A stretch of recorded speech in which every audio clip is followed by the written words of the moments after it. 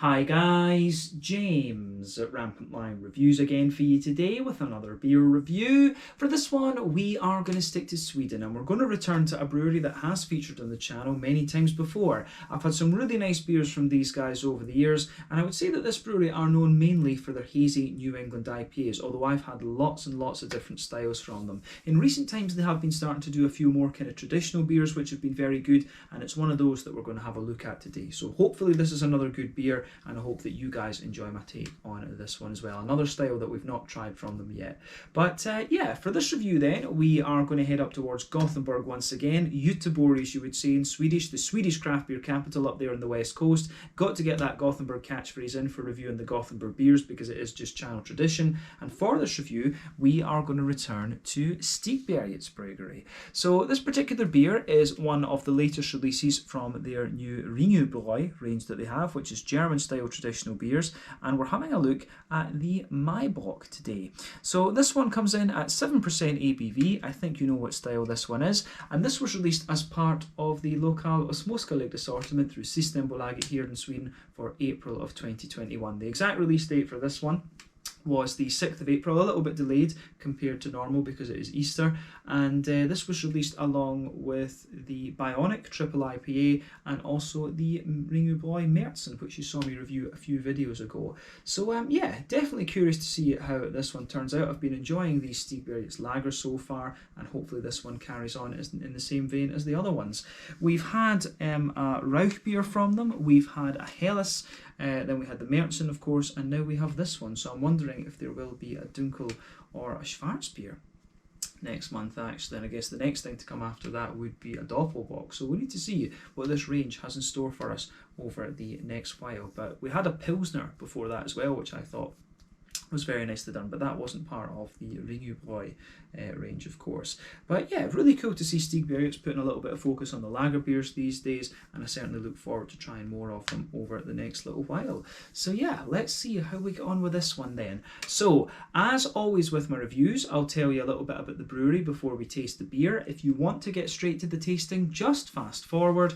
All the usual links are in the video description below. That's the brewery website, the link to my other reviews that I've done from Stigbergets Bryggeri before, and you will no doubt see more added to that list in the near future. But there's all the usual social media down there. If you want to see more reviews, do please consider subscribing to the channel. The whole channel, of course, has a geography-based tagging system, so you can go into the homepage and search for beer based on country, city, state, county, province, prefecture, whatever it is you happen to be interested in. Do check out the playlists of beers from different countries. There is one there for all the Swedish beers that I've reviewed for you. That's constantly being added to. And as always, please do get in touch and let me know some of the other beers and breweries that you guys would like to see me review. It's always great to hear from you guys that are watching the videos, and the support that you show the channel is hugely appreciated. So anyway, to tell you a little bit about Stigbergets Bryggeri then, on to my brewery notes once again. So, Stigbergets, as I've mentioned to you already, are based in Gothenburg, Göteborg, up on the Swedish west coast, and the company was founded by Nils Hultkrantz and Richard Simonsson. So these two guys own two bars that share the one kitchen. This is the Bar Kino and the Hagabians Cafe, which can be found on Linnegatan in the city, and they both opened back in 2007.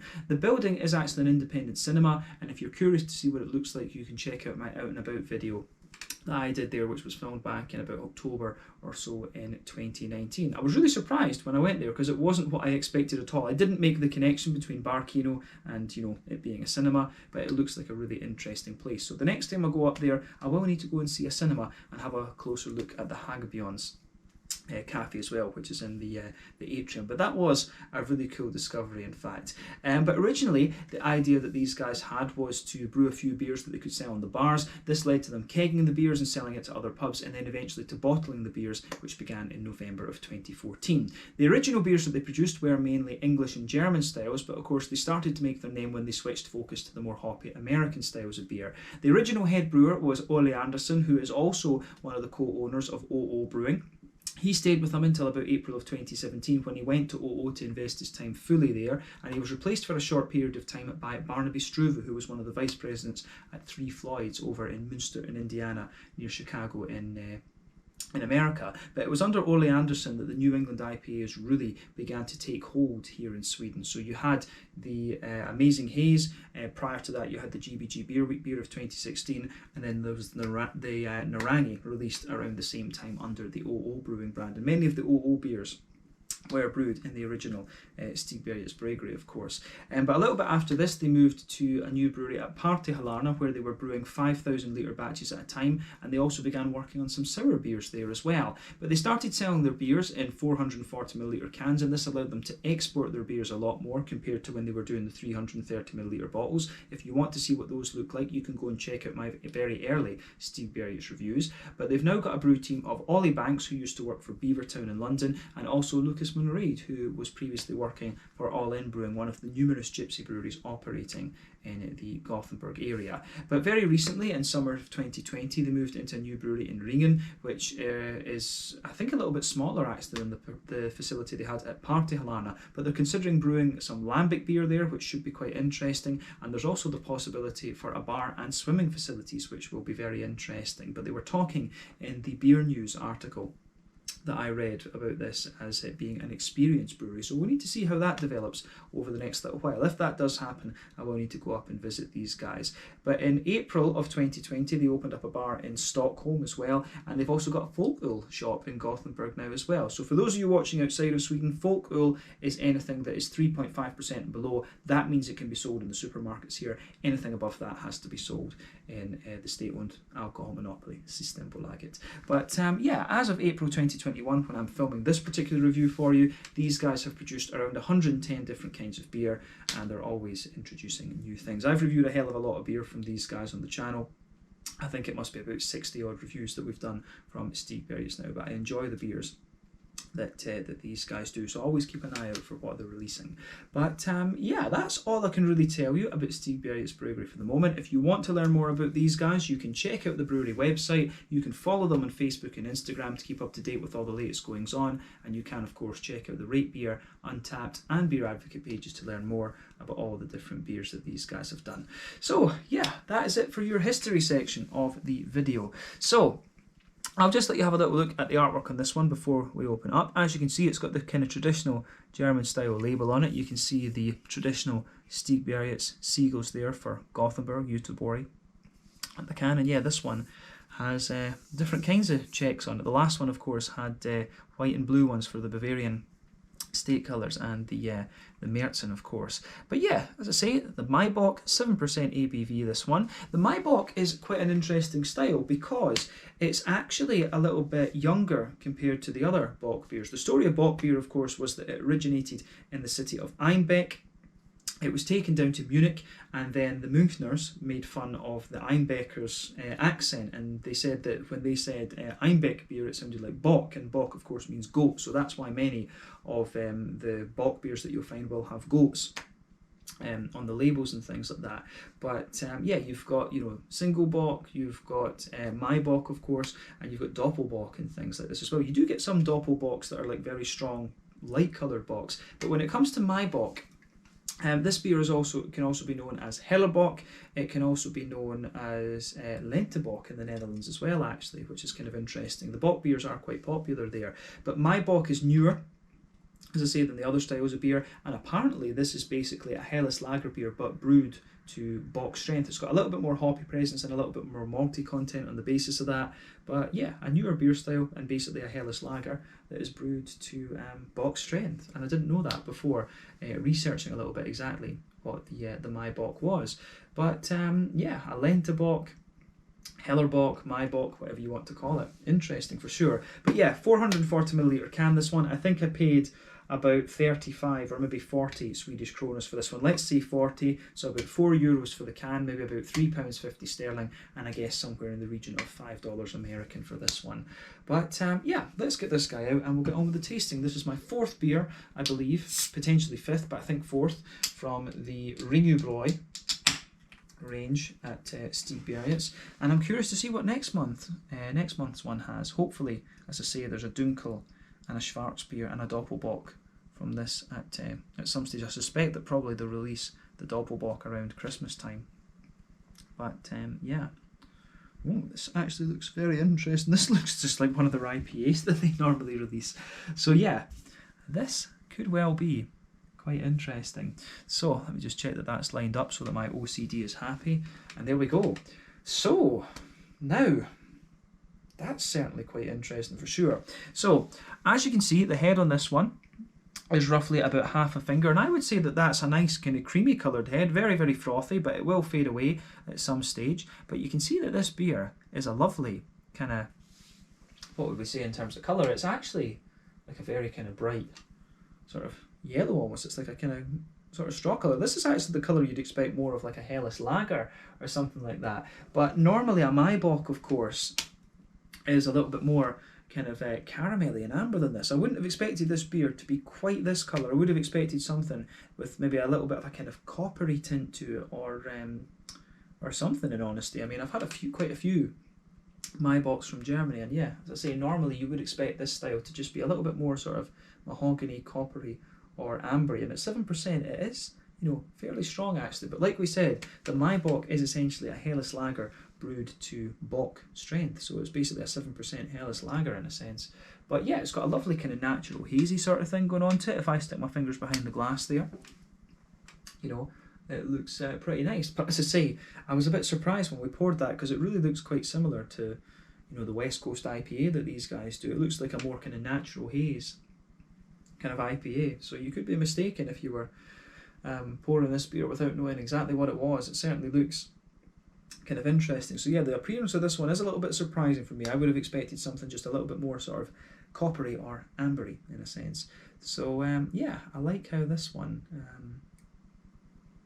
I do like how this one goes about its business actually. So yeah, seems to be an interesting looking beer. So yeah, let's take a closer look at the aroma of this one then and see how we go. I'm a bit surprised with the appearance, but what can you do? Let's have a look. Oh, but it does smell pretty authentic actually. Yeah, that is interesting. It actually smells very kind of bready, and I have noticed that with these Ringöbräu beers. They've definitely got a sort of kind of bready graininess to them, which is a little bit more akin to kind of Czech lagers in honesty than it is to German ones in my experience. The German lager beers, of course, are usually very clean and very crisp, whereas the Czech ones come across as being a little bit more kind of yeasty and bready and things like this. So I think some of these Stigbergets ones do have a little bit more of a kind of Czech vibe to them than a German one in a sense. But yeah, it's interesting. But you do start to notice this trend with these Ringöbräu beers. So yeah, this is quite interesting. So the backbone of this beer, it's definitely got a little touch of woodiness as an undertone there, but there's a sort of smooth kind of white bready element to it. You do get a little bit of a kind of wholemeal bready character as well, but a lot of bread crust for me. That is the backbone of this beer for sure. On top of that, you do get a little bit of a kind of biscuity thing coming out of this one, which you would expect from a Bock beer. A Bock beer, of course, tends to be, you know, it does have a little bit of breadiness to it in a sense. So the breadiness in some ways is kind of authentic, but it's not quite as smooth, I guess, and it's not quite as grainy.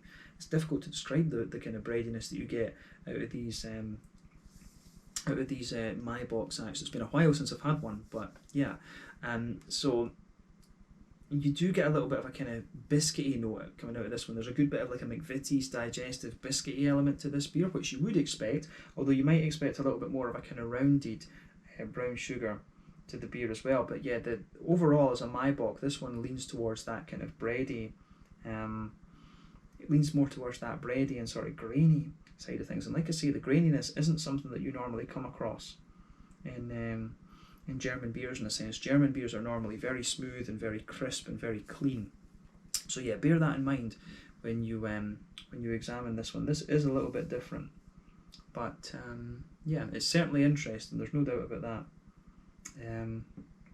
Yeah, I certainly like it. So the aroma does it does come across quite nicely. So I'm very curious to see what this actually comes across as being like in the aroma. But like I say, brown bready backbone to it, a little bit of graininess, some woody undertones in there, smooth white bread, bit of a bread crusty note as well, and a wee bit of a kind of There is a wee touch of a kind of sweet sort of caramelly kind of note to the beer, but a bit of McVitie's digestive biscuity quality as well. But I would say that the brown sugary notes that you get out of this beer are not quite as sweet, and they're not quite as crisp in a sense as what you would get from a German brewed version of this beer. So this one does come across as being a little bit different. You do get a fair bit of yeasty character out of this too, which, like I say, is a little bit more akin to a Czech lager in my experience than a German lager. Yeah, but yeah, on the hoppy side of things then, let's have a little look at that.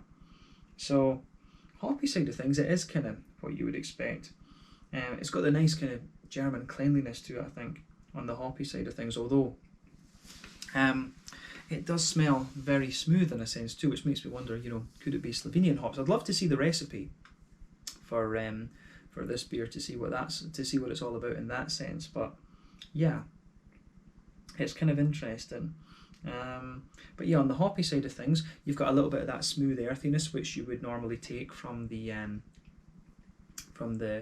German hops, so I can really appreciate that for sure. There's a little bit of herbal quality in there. You do get a nice bright floral aromaticity to this one. It's not overly spicy, and there's a little bit of a kind of lighter grassy kind of zestiness to this one too. So I really like how all of that pieces together. I mean, the green component of this beer is quite nice. It's quite bright, and it's got a little bit of smoothness to it, and you know, you would expect that of German hops, but it does have a little bit of a kind of Slovenian Styrian sort of hop smoothness to it as well. So I wouldn't be surprised if there is something like a bit of Styrian Goldings or you know, something like that in this beer. So yeah, this is interesting on quite a few levels actually.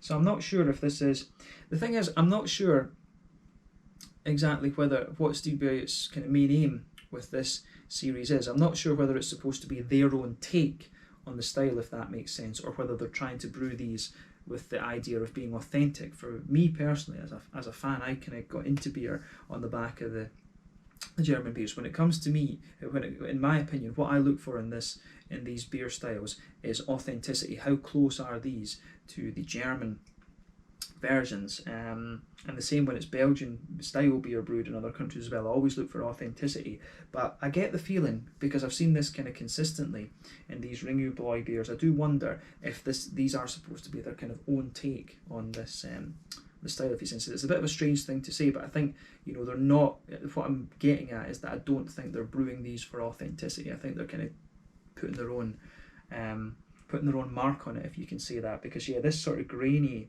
kind of bready kind of thing, sort of grainy, slightly yeasty sort of thing that you get out of these beers is not really authentically German in my mind. So I think they're taking it in their own direction and putting a little bit of a Czech element in these as well. So yeah, it's interesting for sure. But yeah, the hoppy side of this beer I think is quite interesting, and again, if it's smoothness that you get with this and it's Styrian hops, that would sort of back up what I've said about them putting their own kind of take on these beers, because the Slovenian hops, like I say, out of the noble hops, the Slovenian hops I would say are the kind of smoothest. The Czech ones, the Žatec, Sats, are a little bit more kind of spicy, whereas the German ones are the kind of brighter ones, and I think you get a mix of brightness out of this, and you also get a little bit of smoothness out of it, so potentially a German-Slovenian combination of things going on in here.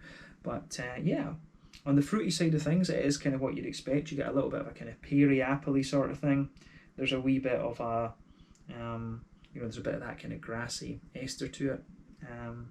So yeah, it's kind of what you would expect on the fruity side of things. Pears and apples, and a little bit of that kind of grassy zestiness. So yeah, this is quite different from other Maibocks that I've come across for quite a few reasons that we've explained, but I have to say I am very curious to see what it has in store for us regardless. So take a little bit of time and enjoy the aroma of the beer before you get stuck into it, but I think it's about time that we taste this one. So yeah, this one is the Ringöbräu Maibock, coming in at 7% ABV from Stigbergets Bryggeri in Ringen in Gothenburg up on the Swedish west coast. Let's get stuck into this one. Slange, skål, cheers.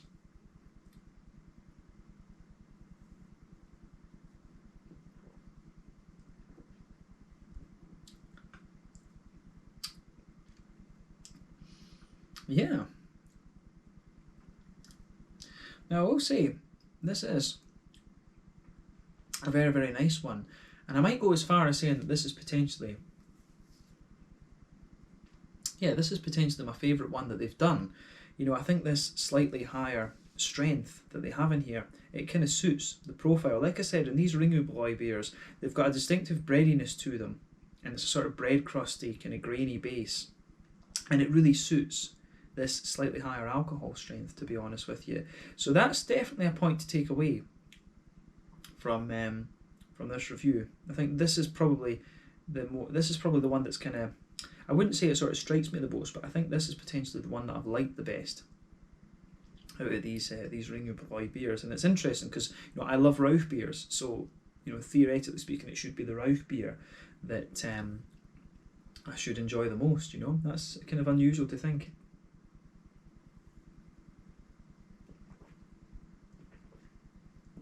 I tell you something, it does have that, you don't detect it so much in the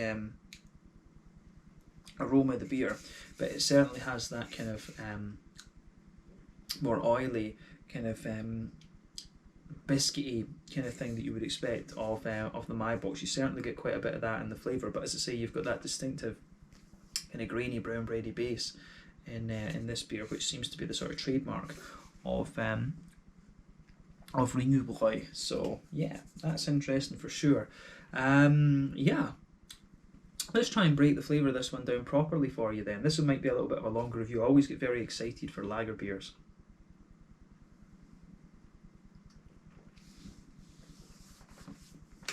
But you can feel the booziness in this beer, of course, as well. But yeah, straight away with this beer, across that middle third of your palate, you can feel that nice bread crusty quality just blanketing the middle of your tongue. So yeah, you've got a sort of wholemeally brown bready crust there just blanketing the middle of your palate. On top of that, you do get a kind of layer of wholemeal bready character in there. Then on top of that, you get that sort of white bready element there. So you've got a very layered kind of mouthfeel to this one. If you go to the front corners of your palate, then go diagonally back, you will get one or two little kind of woody undertones coming out of the beer. But yeah, as you go further into the aftertaste, what really lingers there and the backbone of the beer is that sort of bread crusty, brown bready, kind of grainy thing to this beer. So yeah, I can certainly appreciate how that pieces together in this one. It's certainly very nicely executed in that regard. Absolutely.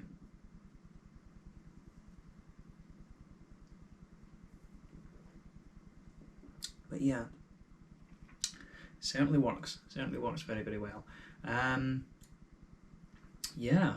On top of that nice bready layer though, in the centre of your palate you do get a fairly straight up caramel to this one, which quite often you can get from these Maibocks because they're stronger in alcohol, and usually alcohol comes across as a slightly brown sugary and biscuity kind of flavour actually. So I can really appreciate how that goes about its business in this beer as well. But yeah, in the very centre of your palate, as you say, sweet caramel there. As you move slightly further out from that, it gets a little bit lighter and it gets a little bit more kind of it gets a little bit more kind of biscuity in a sense. As you progress further out towards the edge of the palate, it's a little bit more kind of lighter and grainy in a sense. So yeah, concentrated caramel in the middle of the palate, a little bit more kind of a light biscuity sort of thing. And as I say, further out towards the extremities of the palate, you have a nice just biscuity edge to the beer. So I can certainly appreciate how all of this goes together in this one. So it gets a big thumbs up from me in that regard actually.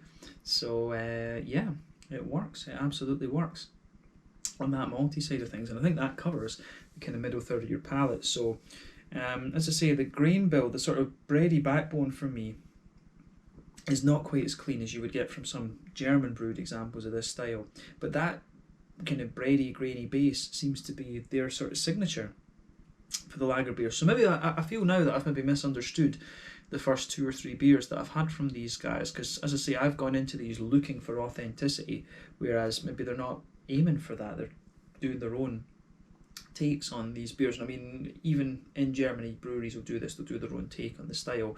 But yeah, it just kind of goes to show you that maybe in a sense it's not a good idea to try and box beers in to a certain style, because I would say that this is the one that I've most enjoyed out of the Ringöbräus so far. So I'm curious to see what the Dunkel works out. And I think this profile that they have here, that sort of bready profile, would work particularly well with Tamavi, actually. But then again, the other thing is with quite a few lager beers, this especially Doppelbocks actually, I've had quite a few Doppelbocks brewed by Swedish breweries that have a similar kind of breadiness to this. So I wonder if they are using some kind of Swedish grain or something like this in these beers to give them that breadiness.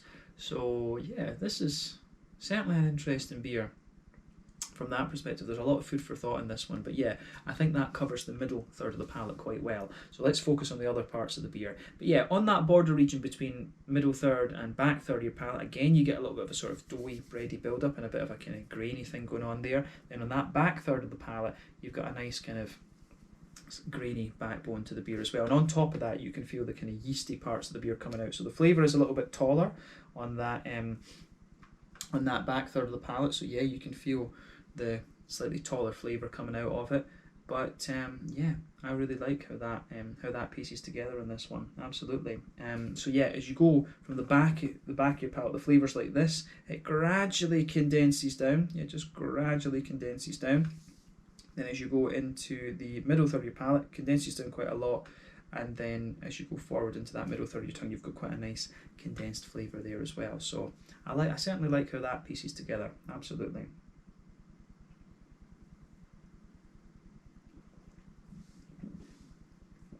But yeah, that is the kind of malty backbone of this beer, if you like. So yeah, hoppy side of things then. Back corners of the palate, you do have a nice little bit of earthiness there in the back corners of the tongue. That builds a good bridge with the grainy backbone of the beer, of course. And as you move further forward from that, it develops a little bit of a herbal quality. And as you move further forward to the front corners of the palate, it gets a little bit more kind of, it gets a little bit more of a sort of floral, aromatic-y sort of thing too. So I really like how that pieces together in this one as well.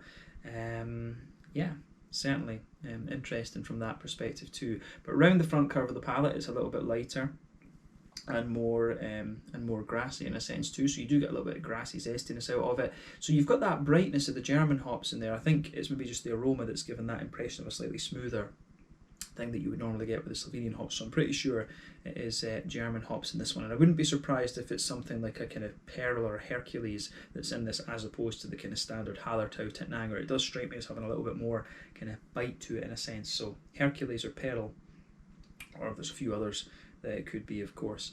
But yeah, slightly stronger alpha acid German hops in here for sure. But the brightness for me indicates it is German hops. But yeah, on the front third of your palate then, as I always say, the front third of your palate's where you get that nice oily bubble where those juicy fruity esters roll their way out of the beer. On that border region between front third and middle third of your palate, again you get a little bit of a sort of bready build-up, if you like. You get a little bit of a bready doughy build-up in there. But yeah, nice little bit of kind of bread crusty graininess there, and the base of that front third of your palate again is a sort of smooth bready quality. So again, this works pretty well. It works quite nicely in this beer's favour, in a sense, can we say.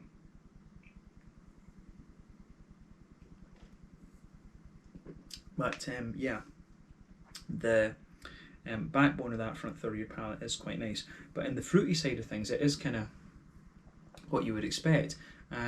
Towards the back, towards the back of the front third of your palate, you get a little bit of this kind of sultana type flavour. By sultanas, I mean sort of dried white, green, grapey kind of notes. You get a little bit of that in this beer. But as you move further forward, it develops a little bit of a sort of, there is a slight sort of apricot-y undertone to it, but you get a kind of nice peary ester sitting on top of that. So yeah, sultanas, slight apricot, and a little bit of pear sitting on top of it in the back half of the front third of your tongue. And as you move onto the front half of that front third of your tongue, there is a very nice, there is a little bit of a kind of more apple-y ester coming out of this one, and you get a few sort of lemon, limey and grassy elements coming out on that front part of the tongue too. So I can really appreciate how all of that pieces together in this beer. There's some really interesting elements coming out of this one for sure. But yeah.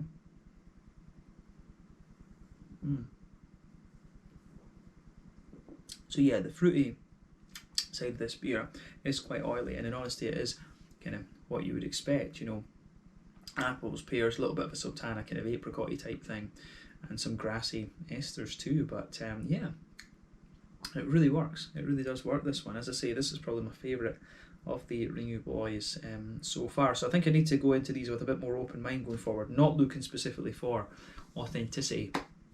And just think, yeah, Stigbergets are doing their own kind of thing, because these beers, as I say, they are definitely a little bit more sort of grainy and bready and things than you would normally get from a German brewed example of the style, should we say. But yeah, let's have a little look at the mouthfeel then to round off the review. So I would definitely say that this beer is kind of top end of light bodied, bottom end of bin bodied. It's kind of that sense. The carbonation is quite smooth.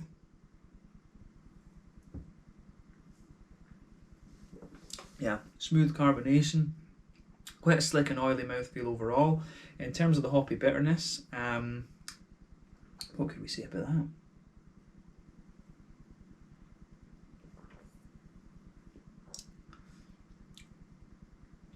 Not too high in bitterness, this one. I mean, it's probably about 20 IBUs, something like that.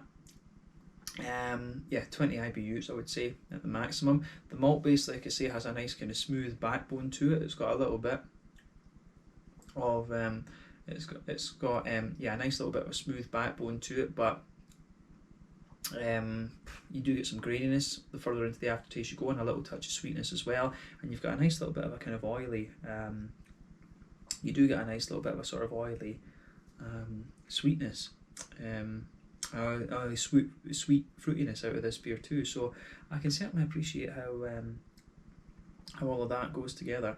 And in this one, it gets a big thumbs up. It's a big thumbs up from me in that regard too. But yeah, let's leave it at that for this review. This is a slightly more oily lager than the other ones we've had in the Ringöbräu series so far, but I think it certainly works.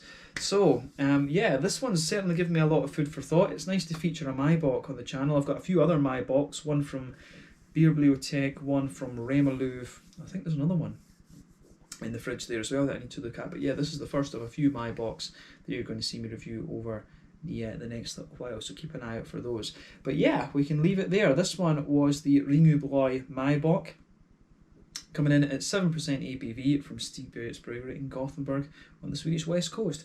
Thank you again for watching my reviews. Until the next time, please like, subscribe, share, all the usual YouTube stuff. Let me know your own thoughts on this beer in the comments section below. Let me know what your favourite beers are from Stigbergets, and we will no doubt return to these guys at some point very, very soon. But thanks again for watching. Check out my social media, check out Stigbergets Bryggeri, and see you guys in the next one. Slàinte, skål, cheers, and see you very soon.